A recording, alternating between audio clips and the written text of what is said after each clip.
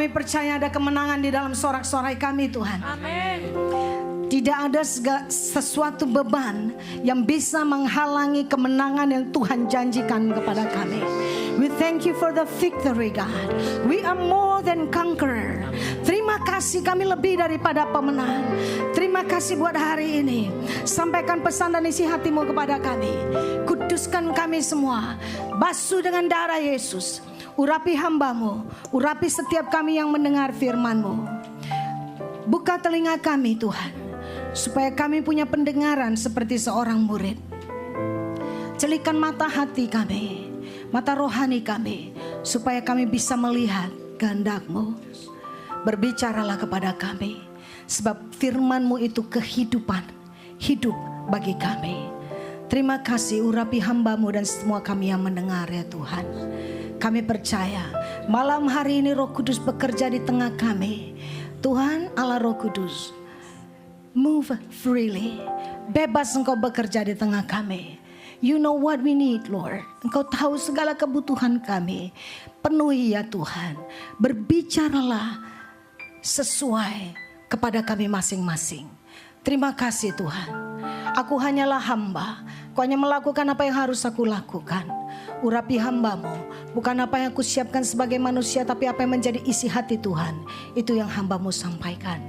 Berbicaralah ya Tuhan. Dan selama firman-Mu diberitakan, bekerjalah dan jamah setiap orang yang membutuhkan Engkau, yang berseru kepadamu. Kalau ada yang datang ya Tuhan, dengan putus asa, seperti harapan hilang, berbicaralah ke dalam hati yang paling dalam, bahwa harapan itu adalah Engkau sendiri, dan harapan kami tidak sia-sia. Kalau ada yang datang dengan sakit, mentally, physically, sembuhkan Tuhan. Bahkan sebelum firman ini selesai, Engkau bekerja. Bekerjalah Roh Kudus, ini waktu-Mu. Dalam nama Yesus, haleluya. Amin.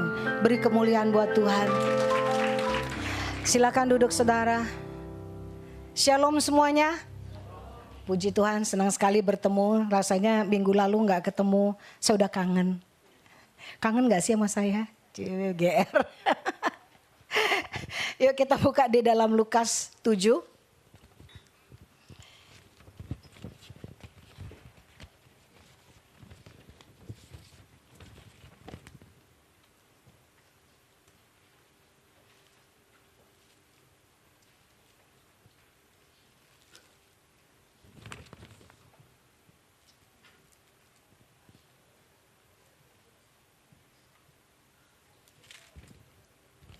Kita baca dari ayat yang ke-11.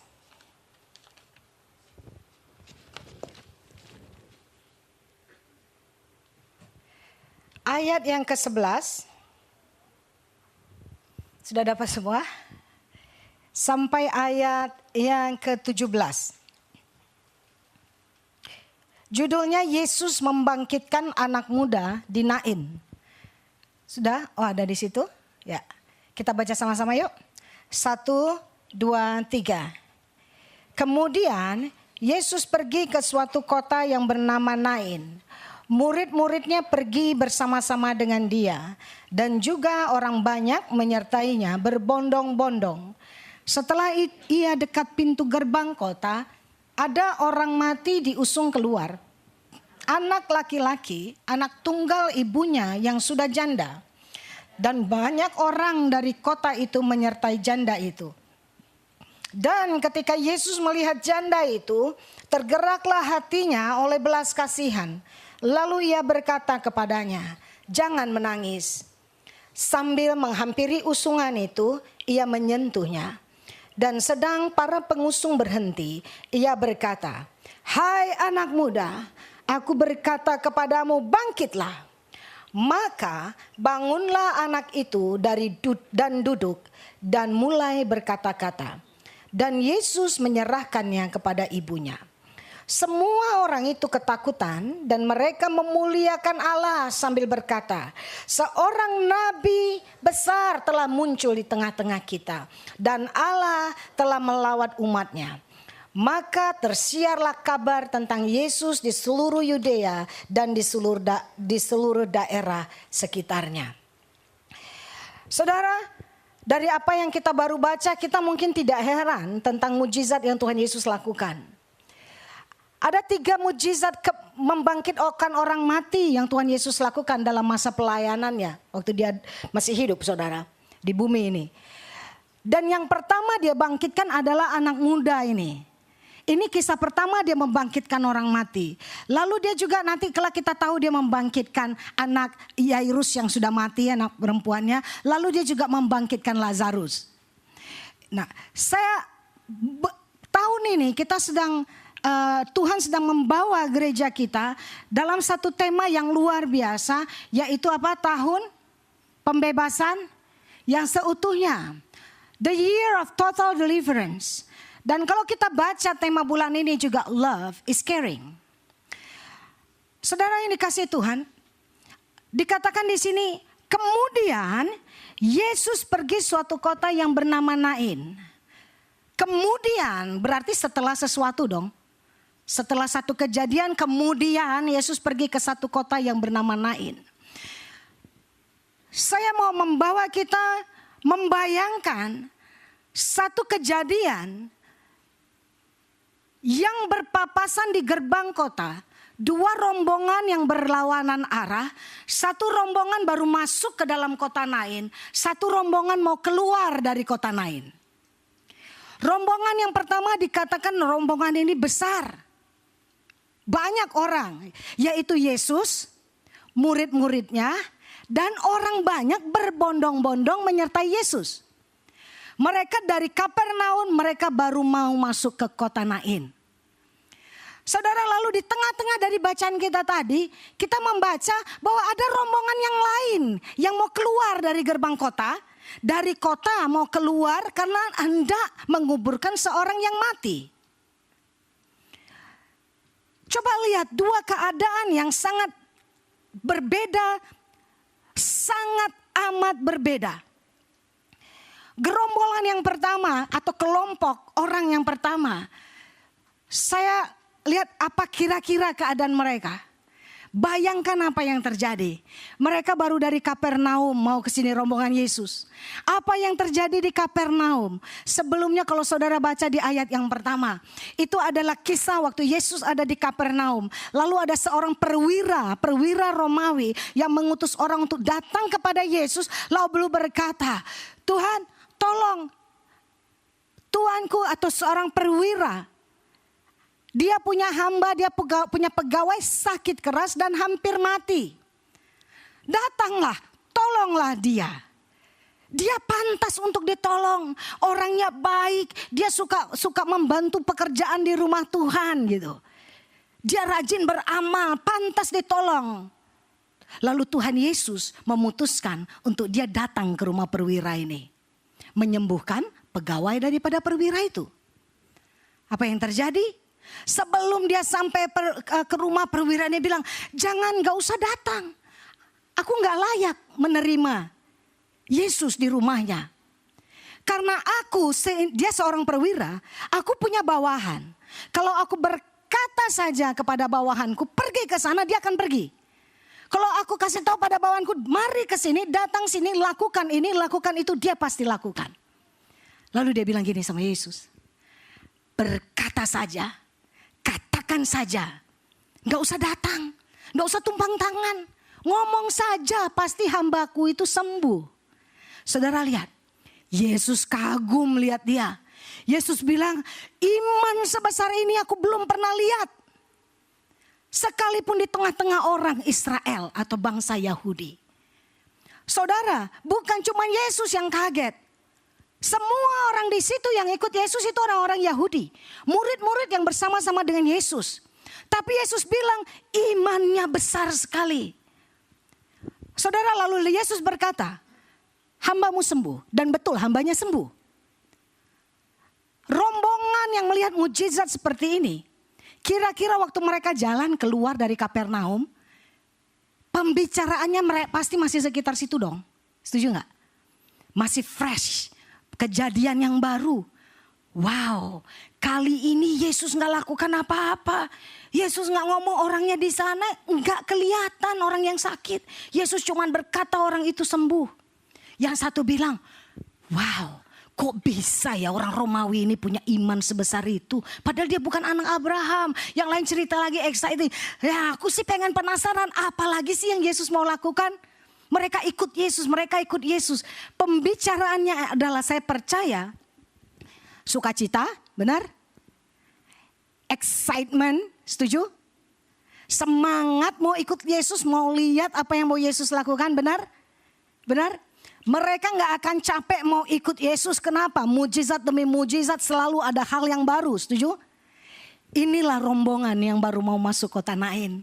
Rombongan Yesus bersama murid-murid dan orang banyak. Di ayat ke-13 berkata, mereka berpapasan dengan satu rombongan yang sangat berbeda. Rombongan apa? Orang mengantar usungan mayat seorang anak laki-laki, anak tunggal dari seorang janda yang mati. Saudara, rombongan ini juga besar. Dikatakan orang banyak menyertai janda ini. Karena apa? Pasti karena simpati dong. Benar ya? Karena simpati. Saudara, rombongan ini suasananya apa? Duka cita. Sedih. Ngebayangin nasib daripada janda ini. Saudara, janda ini adalah janda yang miskin. Tidak dikatakan miskin di dalam Alkitab. Tapi janda ini adalah janda yang miskin. Kenapa? Karena dia tidak punya uang buat membayar peratap. Di adatnya Yahudi itu kalau ada rombongan orang meninggal. Jadi setelah usungan mayat itu, kasketnya ini nggak pakai kasket. Jadi nggak ada koffinnya. Jadi cuman biarnya doang, jadi cuman usungannya aja terus mayatnya dibaringkan di situ, saudara. Dia nggak punya uang. Kalau mereka punya uang, setelah usungan mayat itu ada orang-orang yang dibayar untuk meratap, nangisin orang yang mati. Dibayar, saudara. Jadi heboh gitu, nangis diceritakan. Nah, peratap ini, saudara, kalau ini orang profesional ya. Jadi ya harus pintar acting dong, bisa nangis, bisa menceritakan kayak ada hubungan dekat gitu sama yang mati. Padahal gak ada hubungan apa-apa. Mereka harus tahu kisahnya, dia akan bisa interview tetangga kayak teman dekat kayak apa kayak gitu. Ada gak kejadian yang signifikan yang luar biasa yang bikin touchy gitu. Selalu harus yang touch. Sehingga setiap kali dia menceritakan sesuatu tentang orang yang meninggal, orang lain akan menangis. Tega sekali engkau meninggalkan ini, gitu-gitu kan saudara diceritakannya. Engkau masih punya ini, padahal engkau begitu baik. Diceritakan kebaikan-kebaikannya dan lain-lain gitu saudara ya. Nah orang mendengar itu langsung nangis. Nah janda ini dikatakan di sini tidak ada peratap. Dia nggak punya uang bayar peratap. Anyway dia seorang janda dan punya satu anak laki-laki. Anak laki-laki yang sudah dewasa dan anak laki-laki inilah yang menjadi tunggal punggungnya dia. Kenapa begitu banyak orang yang bersimpati? Of course, betapa kasihannya janda ini. Seorang janda itu harus dipelihara oleh keluarganya. Kalau suaminya mati, anak-anaknya harus bertanggung jawab untuk dia. Untuk kehidupannya. Dan dia cuma punya satu anak laki-laki. Di mana dia sudah kehilangan suami. Saudara bayangkan. Orang bersimpati itu bisa cuma sebentar doang, benar gak? Paling seminggu masih ada yang temenin mungkin. Atau mungkin kalau masih dekat hubungan bisa sebulan, 2 bulan. Setelah itu mereka udah sendiri, ini harus move on sendiri. Seorang janda yang dia tidak punya keluarga lagi, itu akan menjadi beban daripada community-nya. Dia hanya mengharapkan belas kasihan artinya daripada orang-orang. Dia tidak bisa mengharapkan kepada siapapun. Itu sebabnya begitu orang banyak ini menunjukkan simpatinya kepada janda ini. Dan janda ini berjalan bersama anak satu-satunya, bayangkan saudara kehilangan gak punya suami, ke depannya itu begitu suram, segala sesuatu buat dia sepertinya sudah mati, hidupnya sudah mati bersama anaknya. Penghiburan dari manusia yang lain sudah Tuhan, itu seperti cuman klise. Mereka gak ngerasain apa yang dia rasain. Dia cuman berjalan nunduk ngikutin anaknya, mungkin sudah air matanya sudah tidak ada lagi untuk menangisi. Dan no hope. Anaknya tetap mati. Tapi kita lihat. Dikatakan waktu Yesus melihat janda ini, tergeraklah hatinya dengan belas kasihan. Satu kata, compassion. Yesus banyak lakukan mujizat kalau saudara baca di Alkitab. Tapi beberapa yang dia lakukan itu karena digerakkan oleh belas kasihan. Salah satu waktu dia berjalan keluar daripada kota Yeriko. Ada 2 orang buta di pinggir jalan. Dia mendengar orang banyak lewat. Dia tahu siapa yang mau datang, mereka sudah dengar tentang Yesus. Mereka pikir ini kesempatan, Yesus mau lewat jalan ini. There is no more chance, ini kesempatan. Akhirnya di tengah orang banyak mereka berteriak, Yesus anak Daud, kasihanilah kami. Orang ribut, orang banyak berbondong-bondong. Murid bilang, oh berisik, diam-diam. Mungkin yang lain, oh diam, kami mau dengar dia mau ngapain gitu. Suruh diam. Semakin dilarang, semakin dia berteriak. Mereka berteriak dengan keras. Yesus anak Daud, kasihanilah kami. Saudara, Yesus berhenti. Lalu firman Tuhan berkata, hatinya tergerak dengan belas kasihan. Lalu Yesus menyembuhkan orang buta ini. Kali yang lain, ada seorang yang sakit kusta, tersungkur di depan Yesus, menyembah dan berkata, Tuhan, sembuhkanlah aku. Kalau engkau mau, pasti engkau bisa menyembuhkan aku.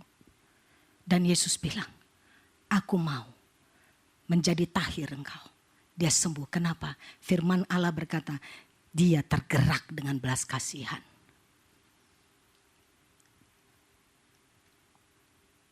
Orang banyak mengikut Yesus.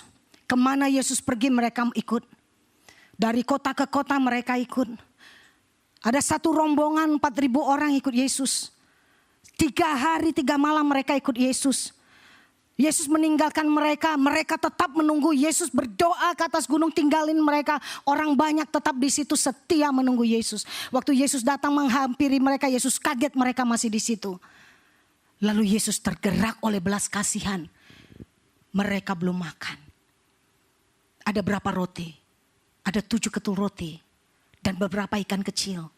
Lalu Yesus makan 7.000 orang. 4.000 orang. Dengan 7 roti. Dan beberapa ikan kecil. Karena hatinya tergerak dengan belas kasihan. Tapi saudara tahu. Dari sekian banyak yang saya lihat. Cuman satu ini ibu. Yang tidak berteriak kepada Yesus. Tidak diminta Yesus untuk nolong dia. Tapi Yesus berhenti dan menghampiri dia, lakukan mujizat. Saudara bayangkan. Saya nggak tahu, cuman ini skenario saya saudara ya. Apakah ibu ini tahu tentang Yesus? Menurut saya sih tahu. Karena dia bilang di mana-mana orang udah tahu kan. Atau mungkin belum tahu karena mereka atau nggak tahu atau pernah dengar tapi nggak tahu orangnya yang mana. Ya. Apapun itu. Kalau dia tahu saudara. Atau mungkin dari kerumunan itu ada yang tahu. Mungkin dia bilang itu Yesus. Tapi saudara tahu. Ibu ini mungkin gak ngenalin. Janda ini tertutup. Atau mungkin dia gak lihat Yesus. Mengapa? Karena matanya sudah blur dengan air mata. Gak bisa lihat lagi saudara. Karena hatinya begitu hancur. Udah sering tuh. Kita bilang gak bisa lagi kita melihat. Kenapa? Karena sudah seperti gak ada jalan. No hope. Itu semua gelap. There is no way out. No hope di depan kita. Sama seperti janda ini. Percuma orang bilang kasihannya kamu, ayo kuatkan, dihibur. Gak nolong. Dia tetap merasa kehilangan, dia tetap no hope, setuju? Ya. Sehingga waktu Yesus, pertanyaan saya, yang berinisiatif nyamperin ini siapa? Yesus bukan? Yesus kan? Waktu Yesus melihat janda ini, tergeraklah hatinya dengan belas kasihan. Saudara, Yesus yang kita baca adalah Yesus yang sama sampai saat ini. Amin. Amin. Yesus yang kita baca, yang dia lakukan sesuatu karena orang minta, yang dia lakukan sesuatu karena orang berseru, adalah Yesus yang sama yang bisa melakukan sesuatu tanpa saudara minta. Amin. Amin. Artinya Yesus yang sama bisa tahu apa yang kita perlukan, pribadi lepas pribadi. Amin. Ada waktunya. Apakah berseru salah? No. Lakukan apa yang memang harus kita lakukan. Dalam keadaan janda ini, dia udah merasa gak ada harapan lagi. Mereka juga gak tahu kan itu Yesus yang datang. Mereka gak tahu. Yang penting dia sudah, yang ada adalah dia dalam keadaan yang sudah begitu kehilangan segala-galanya. Hopeless. Penentuan Tuhan adalah waktunya Tuhan, kairosnya Tuhan, jam yang sama. Sore itu orang menguburkan mayat, itu sore saudara. Pasti di atas jam 3, jam 4, jam 5, jam gitu. Sudah sore, jadi menjelang malamnya mereka. Jam 6 itu sudah hari yang baru. Nah saudara, waktu Yesus lewat, tergerak hatinya dengan balas kasihan. Lalu dia hampiri ibu ini dan berkata, jangan menangis. Message saya cuma satu pada hari ini buat kita. Yang pertama, Yesus yang sama itu ada di dalam kita. Amin. Dan dia mau satu, yaitu compassion, ada di dalam hati kita. Ini hatinya Bapa. Ini hatinya Bapa. Ada orang-orang yang orang bilang dia mah gak punya hati.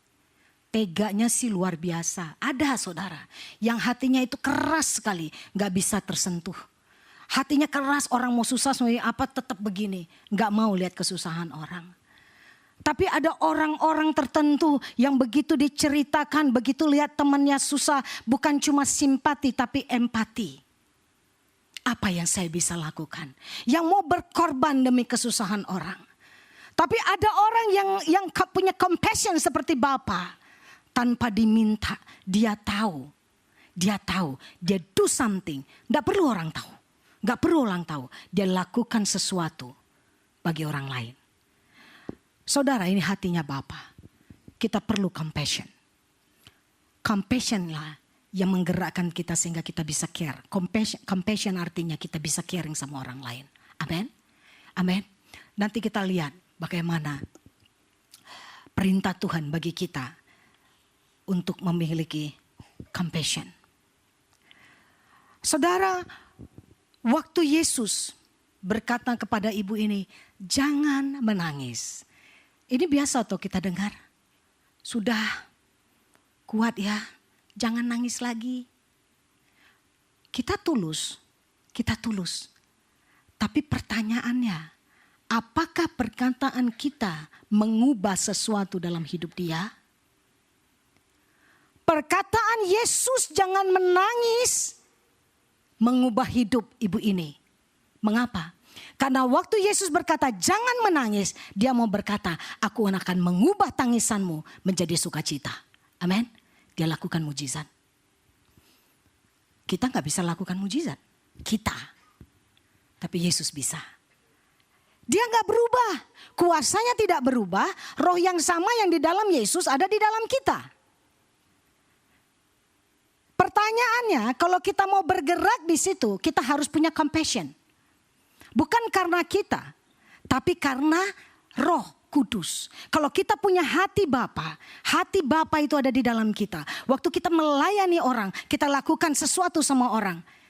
Saudara, saya yakin akan terjadi perubahan dalam hidup mereka. Amin.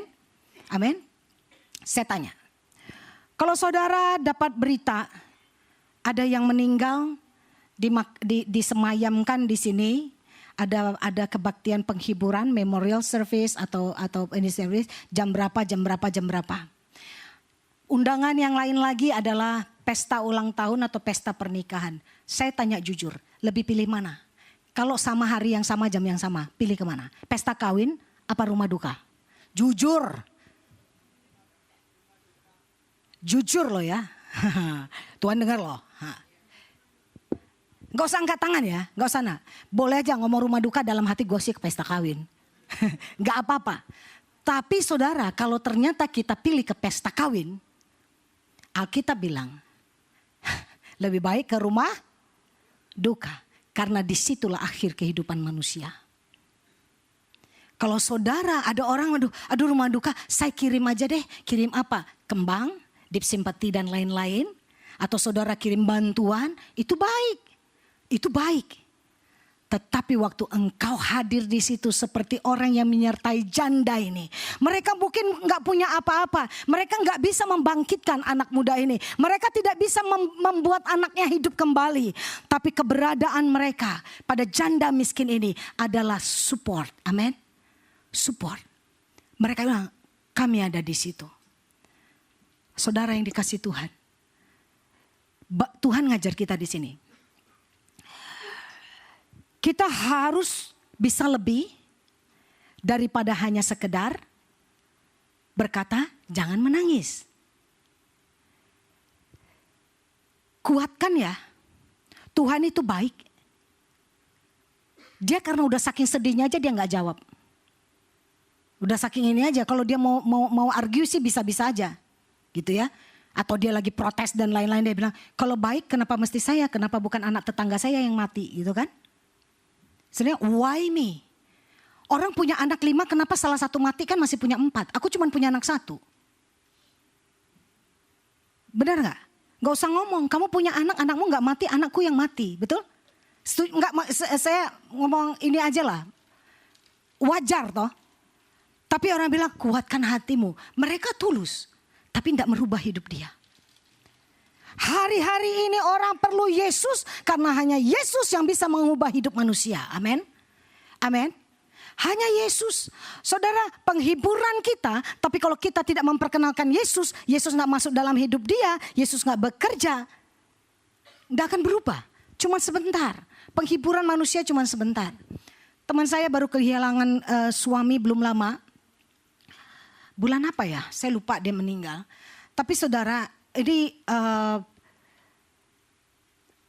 jadi dulu dia teman saya ini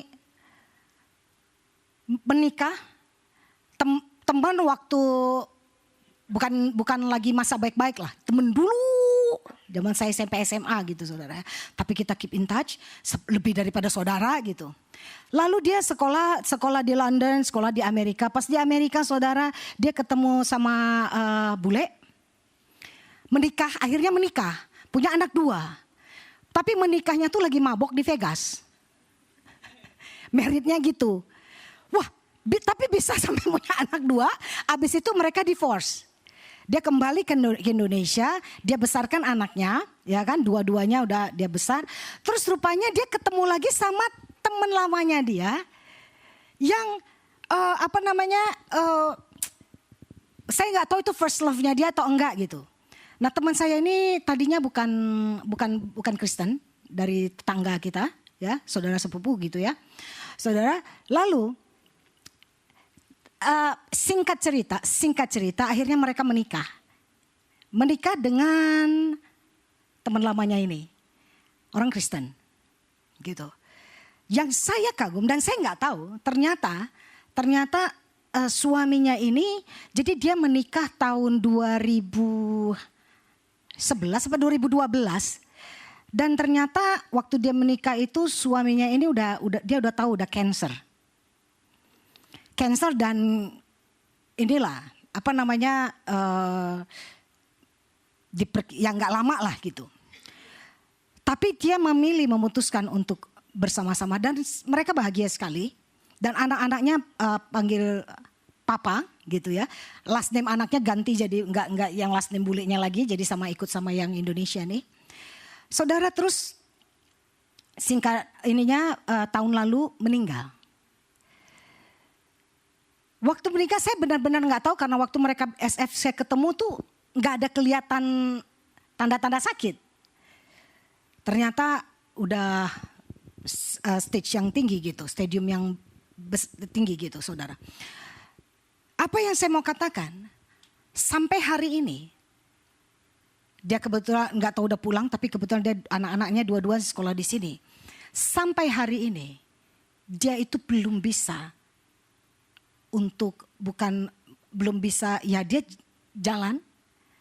jalani hidupnya, tapi duka citanya dia kehilangan suaminya sampai sekarang itu belum bisa menang dari situ. Dia hitung berapa hari dia udah ditinggal, dihitung, diupdate sama dia. Udah sekian lama saya ini terus, saudara. Selalu sebentar dia posting, setiap tanggal kapan ada memori yang kapan lagi di post lagi sama dia. Itu seperti masih ini aja. Jadi dia, saudara tahu, saya nggak tahu, ini mungkin udah hampir setahun kali ya. Tapi dia belum bisa. Orang lain mungkin dalam minggu-minggu pertama, bulan pertama, itu masih ini udah sama kita aja. Udah kita jalan sini, menghibur. Kan teman-teman yang lain coba supaya menghibur dia. Tapi di dalam dia, itu tidak terhibur. Kenapa? Kosong. Kehilangan. Tanpa Yesus, itu gak akan ada yang bisa isi. Pertolongan manusia itu cuma sementara. Amin. Amin. Tapi Yesus itu sempurna. Pada waktu janda yang tidak punya harapan, di depannya gelap, Yesus datang. Yesus berkata, jangan menangis. Tidak sampai di situ. Sambil berjalan ke usungan mayat, dia pegang, bukan mayatnya yang dia pegang. Karena dia akan najis selama 7 hari kalau dia pegang mayatnya. Dipegang usungannya. Lalu dia berkata, hai anak muda, aku berkata kepadamu bangkitlah. Lalu anak itu duduk dan mulai bangun, duduk dan berkata-kata. Lalu Yesus membawa anak ini dan menyerahkannya kepada ibunya. Di firman Tuhan berkata, lalu ketakutanlah orang di situ. Kaget dong. Wow, nggak tahu takut tiba-tiba orang mati bangkit, zombie gitu. Atau mereka memang, tapi ketakutan di sini ternyata ketakutan dan berkata, wah ternyata nabi besar ini ada di tengah kita dan Tuhan sedang melawat umatnya. Perhatikan kata ini, Tuhan sedang melawat umatnya. Amin. Dan tahun ini, Yesaya 61, Lukas 4 ayat 18-19 berkata, setahun rahmat Tuhan sudah datang. Tahun ini adalah tahun di mana saudara kita akan melihat orang-orang dibebaskan sepenuhnya. Amin. Jawabannya cuma punya satu, yaitu Yesus. Yesus. Yesus. Dilepaskan dari apa saja. Mereka yang terbelenggu, mereka yang tidak punya pengharapan, mereka yang terkurung dalam penjara, mereka yang terjerat, mereka yang terikat, akan dilepaskan, dibebaskan. Saudara, Yesus membangkitkan anak muda ini. Lalu kita bilang gini, kita belajar melihat bagaimana Yesus melakukan sesuatu. Kadang orang bilang enggak terjadi si mujizat dalam hidupmu karena imanmu kurang besar. Pernah enggak? Orang judge-nya suka begitu kan? Ayo punya iman yang lebih besar lagi. Seakan-akan tidak terjadi mujizat karena berarti imanku kecil dong. Imannya dia kecil dong. Lalu kita terintimidasi dengan perkataan imanmu kecil. Pertanyaannya, anak muda ini bangkit karena iman ibunya apa karena Yesus? Tidak ada dicatat iman ibunya, benar gak? Even ibunya gak minta Yesus buat nyembuhin sesuatu kok. Artinya gini, kalau Yesus mau, kalau memang itu kehendak Allah, pasti terjadi. Amin. Lakukan sesuatu. Sediakan diri kita menjadi channelnya Tuhan. Bawa mereka kepada Yesus, bukan kepada dirimu. Perkenalkan Yesus. Mengapa? Karena kalau mereka lihat kita, mereka lihat kepada manusia, mereka pasti akan kecewa loh. Tapi kalau mereka saudara bawa kepada Yesus, mereka tahu sumbernya. Amin. Mari buka Mazmur 146. Nah, kita buktikan di sini. Begitu banyak di luar sana yang sangat membutuhkan, yang perlu belas kasihan kita. Mazmur 146.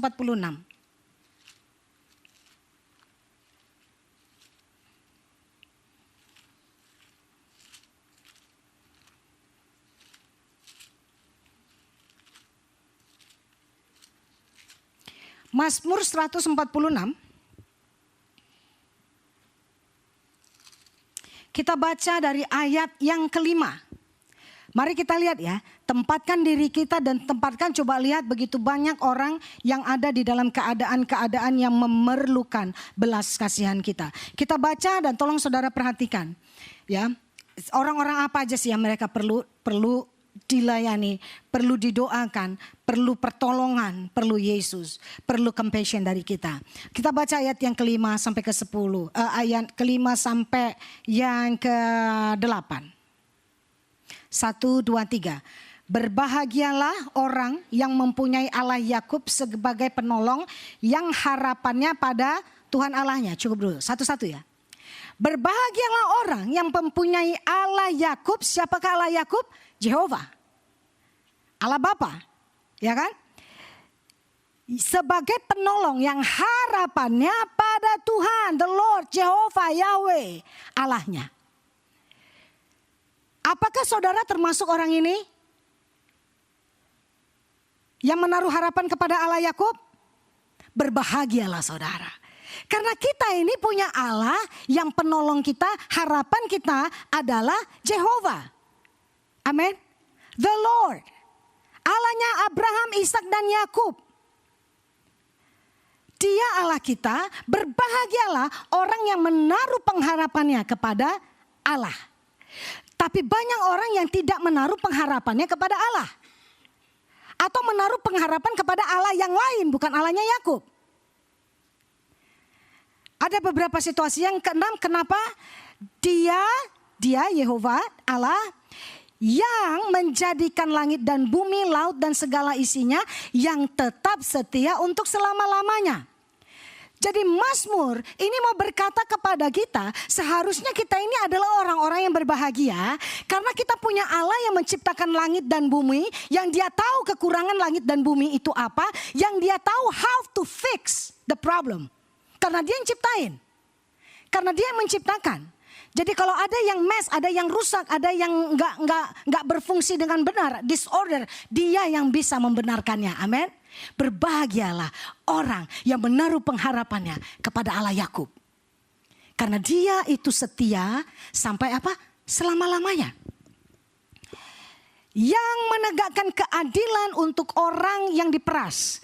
Ini menegakkan keadilan untuk orang yang diperas. Jadi kalau kita adalah anak-anak Allah, kita anak-anak Allah, kita ini sedang mengalami yang namanya tidak diperlakukan dengan adil. Kita ini sedang diperas, tahu diperas? Saya kerja mati-matian, upah saya nggak layak, benar? Ada ini sih benar-benar keterlaluan itu orang, apa segala macam, diperlakukan tidak adil atau yang namanya diperas. Saudara, di firman Tuhan berkata, dialah yang menegakkan keadilan, bukan manusia loh. Kenapa? Sayangnya manusia tidak berserunya kepada Tuhan. Oke, sekarang kita adalah orang yang percaya, orang yang menaruh pengharapan. Berarti kita tahu banyak orang di sana yang diperlakukan tidak adil. Ada orang-orang yang diperas. Itu perlu kita punya compassion seperti hati Bapa untuk datang kepada mereka. Amin. Berdoa buat mereka supaya mereka mengenal Allah. Lalu mereka berseru menaruh pengharapan kepada Tuhan. Lalu yang ke-7 bagian B. Yang memberi roti kepada orang lapar. Apa artinya? Orang yang lapar, orang miskin perlu makan dong. Mereka nggak punya uang buat makan. Financial problem, terbatas jadinya ini, mereka perlu untuk makan, mereka beli roti, mereka perlu uang, setuju nggak? Mereka nggak punya uang beli makanan sehingga nggak makan, kan gitu? Iya dong. Kita nggak bisa bilang bisa beli makan pakai doa, nggak bisa kan? Sebelum makan doa, tapi buat beli makannya perlu uang. Dan mereka nggak punya uang sehingga mereka kelaparan. Mereka nggak punya uang, kenapa? Jobless, ya, atau bisnisnya bangkrut dan lain-lain. Akhirnya dalam keadaan atau minus, bahkan utang. Saudara, untuk mau jangankan surplus, ke nol aja udah susah. Udah enggap gitu, mau ke nol aja udah susah gitu, saudara. Lalu Tuhan bilang, Tuhanlah yang memberi roti kepada mereka yang lapar. Amin. Saya kasih contoh. Biar kita lihat yang namanya kita menolong atau yang namanya Yesus yang bekerja dalam hidup mereka. Saya kasih contoh. Anggap sayalah termasuk orang yang di sini gitu. Saya nggak punya uang beli roti, saya lapar. Saudara semua simpati sama saya. Lalu saudara mulai tanya, pastor belum makan hari ini? Oke, pastor lunch sama saya ya. Oke, saya lunch aman dong. Lunch saya aman. Siapa yang sama saya? Oh, misalnya Fiona. Pastor lunch sama kita ya. Oke, saya makan dong hari itu. Malam gak ada yang ngajak saya. Saya gak makan malam, tapi gak apa-apa karena lunch makannya banyak, masih kenyang. It's okay. Besok pagi Cileng datang sama saya, pastor udah sarapan belum? Gimana sarapan, gak punya uang Udah gak apa-apa lah, udah biasa puasa gitu kan. Terus dia bilang, jangan pastor, saya punya roti banyak. Saya kirim ke rumah pastor ya. Wah, bisa buat berapa hari gitu ya. Pokoknya pastor ini cukup deh, ntar sampai jamuran buang ya gitu. Saudara, Cileng kasih saya makanan, dia kasih saya roti, cukup. Makan siang roti, yang lain ngajak saya ngobrol masih punya. Makan malam roti, masih bisa dong. Kelaparan gak saya? Gak lapar. 3 hari kemudian datang Andro sama saya. Pastor, saya mau ajak pastor dinner. Benar? Baik gak sih yang mereka lakukan? Saya gak kelaparan loh beberapa waktu, benar? Coba bayangkan sekian banyak berapa ya? Sekitar 80 orang. Dan bisa kita, pastor gak apa-apa minggu depan saya, hari ini saya, besok saya. Ngatur, saya tinggal jadwalin schedule. Lunch siapa, breakfast siapa. Saya jadi orang yang kelaparan gak? Gak kelaparan, betul? Tapi saya mengalami kelepasan gak? Enggak. Pengharapan saya jadinya kepada manusia dong. Saya schedulein bisa dong. Terus saya tinggal berdoanya juga bisa salah. Tuhan gerakkan hati mereka supaya ngajak saya makan. Salah doanya jadinya. Ngerti maksudnya? Ngerti? Tuhan baik banget sih itu Cileng kasih saya gerakan dia supaya dia di Whole Food. Bukan di Whole Food padahal kan. Ngarang lagi. Ibu Maria dia di Whole Food gitu ya.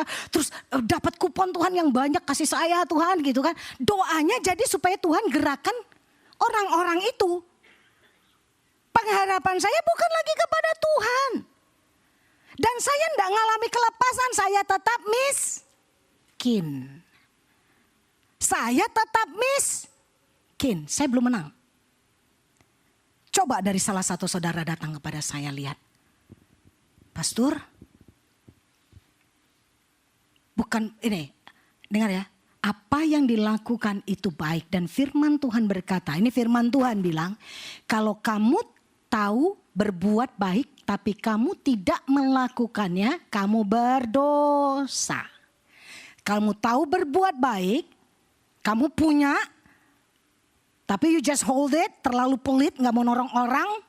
Padahal tahu berbuat baik tapi tidak melakukannya, kamu yang kencang lakukan tetap. Tapi jangan sampai di situ. Karena firman Tuhan berkata, Allah lah yang memberi roti kepada mereka yang lapar. Artinya gini, waktu saudara, siapalah salah satu saudara, misalnya Cherry, akhirnya dia tahu, lagi makan dia ngobrol-ngobrol sama saya. Dia bilang, pastor, kenapa pastor hidupnya miskin terus ya? Kira-kira ya mungkin gak cara gitu ya Cher ya. Mungkin gak caranya gak begitu. Terus pastor dari kapan? Dari kapan sih ini Udah Cher, saya udah usaha, bisnis gagal. Kerja sama orang berantem terus Cher. Iya kan, saya mental bos, dijadiin anak buah enggak bisa Cher. Jadi gimana? Nah, udah gimana Cher? Saya bisnis susah, semua pada nipu, saya kan mau lurus. Oh iya juga mau lurus tapi bisnis ini juga. Terus giliran lagi ini sesuatu mau join, mau partneran sama yang lebih ini, saya ditipu Cer. Akhirnya saya ya udah buat modal itu aja saya udah ngutang, sekarang minus. Saya cerita sama dia. Dan dia tahu. Dia minta Roh Kudus. Minta Roh Kudus. Tuhan, bukakan. Apa sih yang mesti didoakan nih yang terjadi sama pastor? Berarti yang saya ngalamin ini apa? Gagal terus benar. Mungkin ada bicara karakter dan lain-lain. Berarti harus ada sesuatu daripada saya yang dirubah. Harus ada orang lain yang memberitahu itu. Pastor, mau gak kita berdoa? Yesus mampu loh. Tapi terus mungkin dia nanya, saudara-saudara pastor gimana? Sama Cer, kakak saya juga begitu, adik saya juga gitu, semua gagal. Jadi ini judulnya keluarga miskin semua. Ya miskin family gitu kan. Nah Cherry akhirnya dia tahu. Something wrong ini. Berarti ada kegagalan dan mungkin ini curse. Setuju? Ini gak normal ini pastor. Gak normal, masa satu pun gak ada yang berhasil. Jangan-jangan ada kutuk. Ya pastor kita doa. Siapa sih yang gak mau didoakan dalam keadaan miskin dan terpuruk? Siapa sih yang gak mau ada seseorang yang mau mengangkat kita. Yang mau membantu kita untuk melihat apa yang kita gak bisa lihat. Dalam pengalaman saya tidak pernah ada satu orang pun dalam kebutuhannya menolak untuk didoakan. Siapapun, bukan cuma di gereja. Saudara di luar sana, dimanapun. Can I pray for you? May I pray for you? Pasti mau. Sharing aja nih, lagi nunggu di airport. Ada yang sharing dia kenapa, ini anaknya apa gitu saudara. Oke, can I pray? May I pray for you? Yes, please. Mau dia percaya Yesus, enggak percaya Yesus, bodoh amat lah saat itu, cuma sebentar misalnya. Tapi waktu didoakan minta, Yesus, Engkaulah jawaban. Tolong Tuhan. Manusia enggak bisa tolong tapi Engkau sanggup. Jesus loves you, cry to him. Saudara, pertolongan manusia itu sementara. Tapi kalau Yesus menolong kita, tuntas, final. Amin. Amin. Lalu dikatakan di sini ayat yang ke-8. Tuhan 7 bagian yang ketiga. Tuhan membebaskan orang-orang yang terkurung. Kita tahu orang yang terkurung, orang yang terikat gak bisa ngapa-ngapain. Betul? Gak bebas. You are my freedom. Gak ada kebebasan sama sekali, terkurung. Ya, kita tahu itu, beberapa waktu sudah kita bahas. Tuhan membuka mata orang-orang yang buta. Sekali lagi buta di sini bukan cuma kita bisa bicara berdoa buat mereka yang blind physically, tapi kita berdoa buat mereka ini yang lebih parah itu yang blind spiritually. Lebih bahaya kalau mereka nggak tahu, mereka blind spiritually, mereka tidak akan bisa melihat terang Kristus. Amin. Mereka nggak akan bisa melihat terang itu. Hidup mereka dalam kegelapan yang sungguh-sungguh gelap. Lalu Tuhan menegakkan orang yang tertunduk. Ini saya tertarik dengan kata ini. Tuhan menegakkan orang yang tertunduk. Kita tahu orang buta rohani itu kayak apa, orang ini kayak apa, terkurung, terikat, kita tahu terikat dalam dosa, addiction dan lain-lain saudara. Tapi saya tanya, Tuhan menegakkan orang yang tertunduk. Ini bicara orang kayak apa sih? Orang tuh tunduk kenapa? Tadi yang bilang putus asa, tadi pagi. Kenapa sih orang mesti tertunduk? Malu-malu, bukan malu-malu, karena malu bisa, benar? Ashamed. Orang tertunduk kenapa? Minder. Benar? Minder. Tak merasa worth it. Tertunduk. I'm nothing. Tunduk. Tidak ada sesuatu yang dibanggakan dari saya. Tunduk. Dan Tuhan bilang, Tuhan yang akan menegakkan mereka. Orang yang gak punya confidence. Orang yang ini bukan rendah hati, rendah diri. Rendah hati bagus, rendah diri itu bahaya. Self image yang rusak lah yang membuat orang rendah diri. Overconfidence juga gak bagus. Yang sedang-sedang saja itu baru oke. Ya, cukuplah. Cukup confidence kita di dalam Tuhan. Ingat Goliat dan Daud. Daud ini masih kecil, kemerah-merahan, tidak punya pengalaman perang. Goliat itu raksasa. Tapi apakah otomatis dia pasti gak tertunduk lah? Nunduknya gak bisa lihat Goliat, benar. Tapi saudara lihat sesuatu yang menggerakkan Daud. Saya mau bicara compassion, tapi lihat tentang Daud. Waktu Goliat mencemooh tentara Israel. Waktu Goliat bilang ini, panggil, masa gak ada yang berani menghadapi saya? Coba satu orang menghadapi saya. Kalau kalah, kami semua jadi budakmu. Tapi kalau dia kalah, kalian jadi budak. Gak ada yang maju, mereka takut. Daud overheard, mendengar, marah dalam dia. Ingat, mendengar lalu ada sesuatu di dalam kita. Bisa belas kasihan lah, bisa sedih lah, ya benar. Tapi karena di spiritnya dia, siapa orang yang tidak bersunat ini menghina bangsanya Tuhan. Lalu dia hadapi saudara. Confidence, karena dia datang dengan nama Tuhan. Dia tidak tertunduk. Orang yang malu, iblis itu maunya kita tunduk. Tapi Allah mau menegakkan kepala kita. Ingat, ada satu lagu yang saya masih ingat dan saya suka banget lagu itu. Yesus, kaulah pembelaku, pada siapa aku harus takut. Yesus, kau perlindunganku, ku tak gentar menghadapi musuh.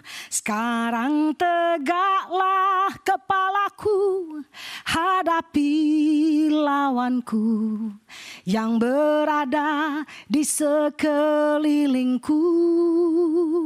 Dan mulutku memuji, bermazmur bagimu, bersorak bagi kebesaranmu. Yesus yang bela kita. Dia akan menegakkan kepala mereka yang tertunduk. Iblis akan mengingatkan masa lalu saudara yang membuat saudara malu, yang membuat saudara tunduk, yang membuat saudara merasa tidak layak, membuat saudara merasa nggak worth it, nggak layak. Tapi Yesus mau berkata, kalau aku sudah membeli engkau, aku membeli engkau dengan lunas dan kau nggak punya hutang apa-apa sama iblis. Amin. Tegakkan kepalamu, pandang pembelamu. Amin. Saudara, Tuhan mau kita punya compassion kepada mereka yang terkurung, mereka yang buta, mereka yang kelaparan, mereka yang putus asa, mereka yang hidup dalam kegelapan. Caranya apa?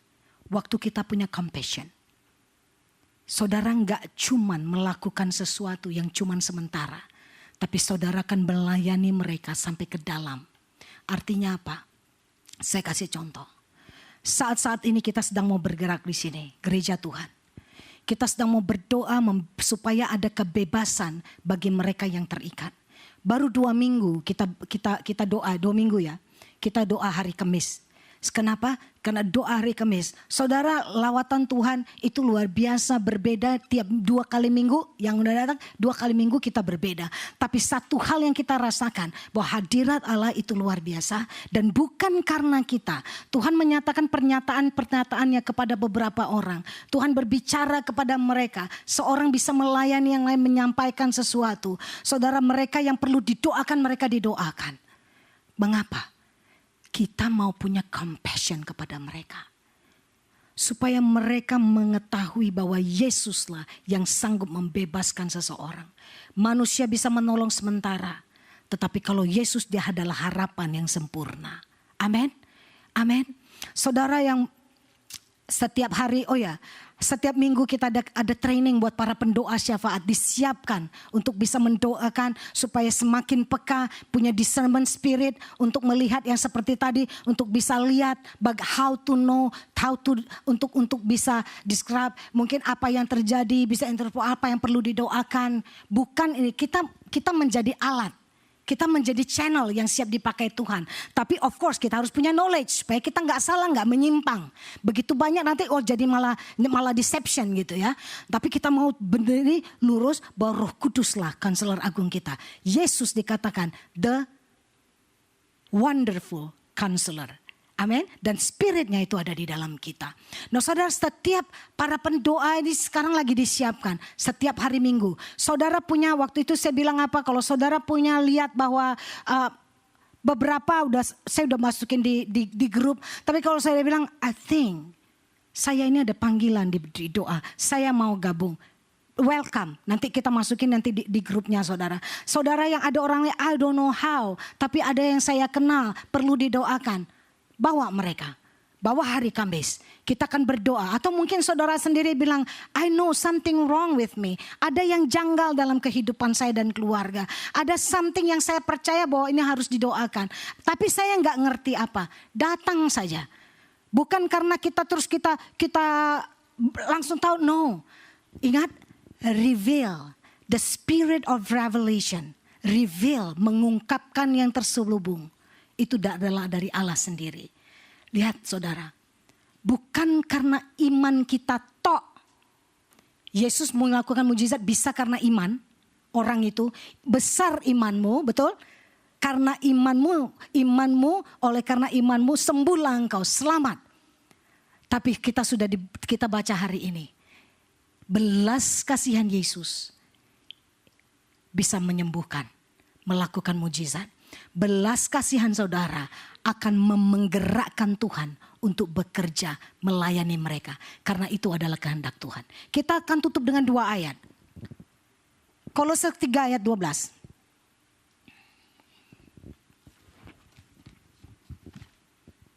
Para pemusik boleh naik. Kolose 3 ayat 12. Ya, kita baca sama-sama yuk. 3, 2, 1. Karena itu, sebagai orang-orang pilihan Allah yang dikuduskan dan dikasihinya, kenakanlah belas kasihan, kemurahan, kerendahan hati, kelemah lembutan, dan kesabaran. Dari ayat ini firman Tuhan berkata, kita ini orang-orang yang dipilih Tuhan, katakan amin. Kita orang yang dipilih dan dikasihi Tuhan, amin. Jadi Tuhan bilang kenakan artinya pakai. Kemana kita pergi pakai belas kasihan ini. Sehingga kita menjadi orang-orang yang caring, orang yang peduli sama sekitar kita. Orang yang peduli sama tetangga kita. Orang yang peduli sama orang lain. Orang yang peduli sama keluarga kita. Kenakan belas kasihan. Ayat terakhir, Matius 9 ayat 13. Matius 9 ayat 13. Sudah? 1, 2, 3. Jadi pergilah dan pelajarilah arti firman ini.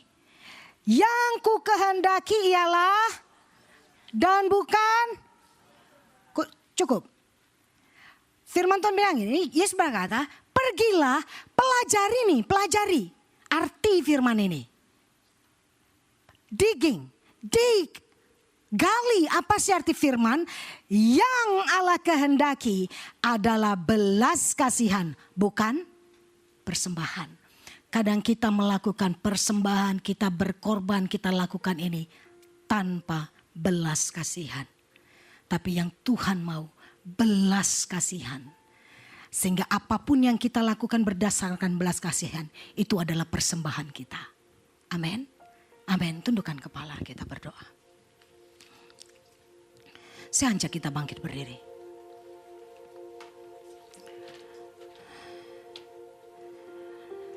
Yesus. No longer slave. Biasanya di mana? Kamu biasanya di mana? Kamu di sini, Pak.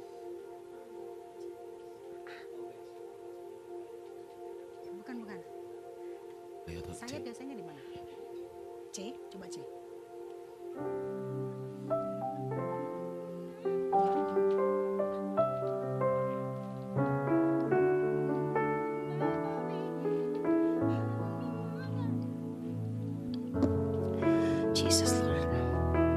Saudara, pejamkan mata saudara. Yesus yang kita sembah, dia ada di tengah kita. Rohnya, dia menjadi perantara kita di surga. Tapi rohnya, hadiratnya, kuasanya, itu bersama-sama dengan kita. Saudara, malam hari ini, dialah jawaban dari segala apa yang saudara doakan. Dia tidak berubah. Dia mengasihi engkau. Dia mengasihi saudara. Kalau ada saudara yang mungkin sedang dalam keadaan yang berputus asa atau hopeless, seperti janda ini, atau mungkin saudara berkata, aku seperti yang tertulis di dalam Mazmur 146. Saudara yang membutuhkan keadilan daripada Tuhan. Saudara membutuhkan makanan, kecukupan. Saudara membutuhkan mujizat. Saudara membutuhkan kelepasan. Dialah jawaban.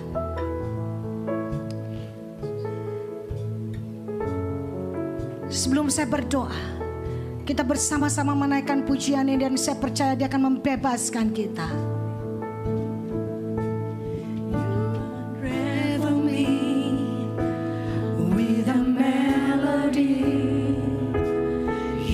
Surround me with a song of deliverance from my enemies, till all my fears are gone.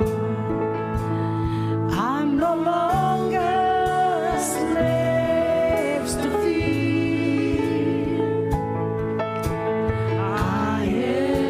Child of God, I'm no longer slaves to fear. I am a child of God. Kita adalah anak-anak Allah, anak-anak Allah yang akan diberikannya kemenangan. Mari bersama-sama katakan sekali lagi. Unravel me with a melody. Surround me, God. Surround me with a song of deliverance from my enemies, till all my fears are gone. I'm no longer slaves to fear. I am a child of God.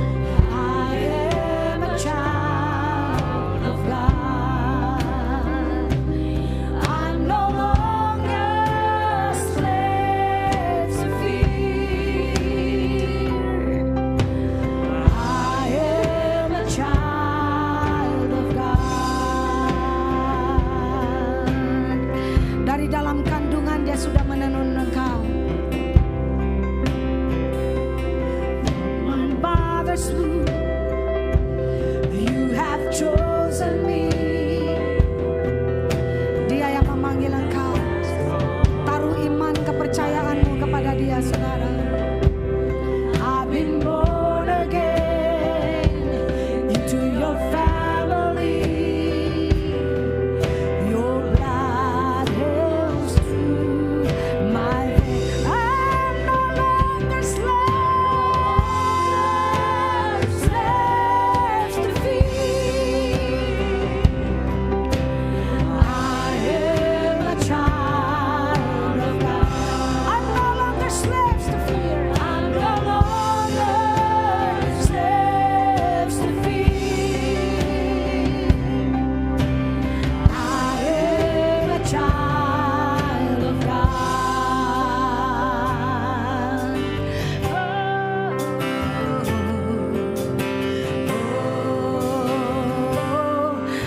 Tuhan, saudara saya akan berdoa bagi kita. Hamba-Mu berdoa bagi yang membutuhkan Engkau saat ini Tuhan. Aku berdoa Engkau yang membuka jalan yang tertutup. Aku berdoa Engkau yang membebaskan yang terbelenggu. Aku berdoa ya Tuhan, di dalam nama Yesus. Di dalam nama Yesus Engkaulah jawaban. Beri jalan keluar ya Tuhan. Beri jalan keluar ya Tuhan. Beri kelepasan kepada umat-Mu. Di dalam nama Yesus bekerjalah ya Tuhan. Ora masyana takana mana mana mana mana mana mana mana masyana mana mana mana mana mana mana mana masyana.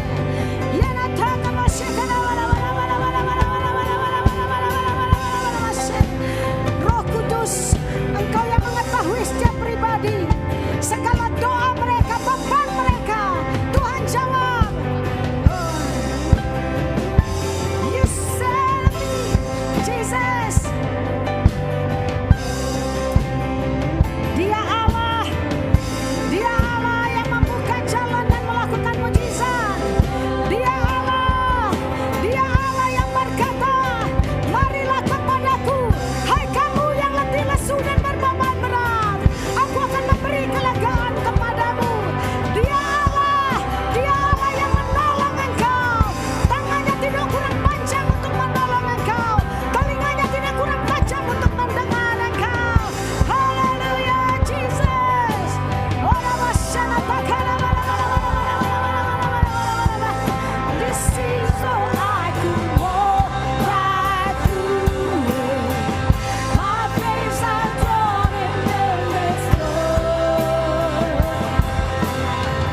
You rescued me so I could stand and see.